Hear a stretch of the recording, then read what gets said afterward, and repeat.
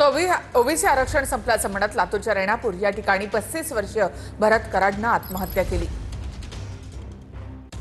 आत्महत्येपूर्वी भरत कराडनं suicide note देखील लिहिली होती। छगन भुजबळ तसंच धनंजय मुंडे यांनी आज आत्महत्याग्रस्त कुटुंबाची भेट घेतली, त्यांचं सांत्वन केलं। अण्णासाहेब पाटील महामंडळ द्या मराठा समाजाला 650-700 कोटी रुपये आमचं काही म्हणणं नाही। आणि ह्या ओबीसी महामंडळ त्यांना 5 कोटी दिले। अरे हा काय न्याय आहे रे?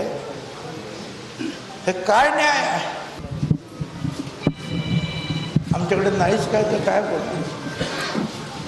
तसं आम्हाला रगडीतच झालं। आम्ही काय मागतो? आम्ही काय मागतच नाही। आमच्यावर अतिक्रमण करू नका।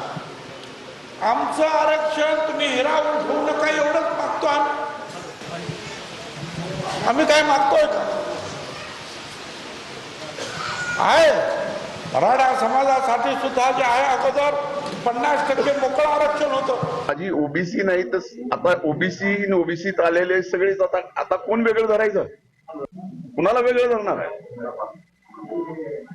म्हणून माझी सर्व तरुणांना ज्यांना खऱ्या अर्थानं या आरक्षणाचा फायदा मिळणार आहे, मग ते कुठलंही आरक्षण असो, असं आता ताई पण करू नका। कुणाच्याही आरक्षणाला धोका बसणार नाही। दुसरीकडे मनोज जरांगेंनीही तरुणांना आत्महत्या न करण्याचं आवाहन केलंय।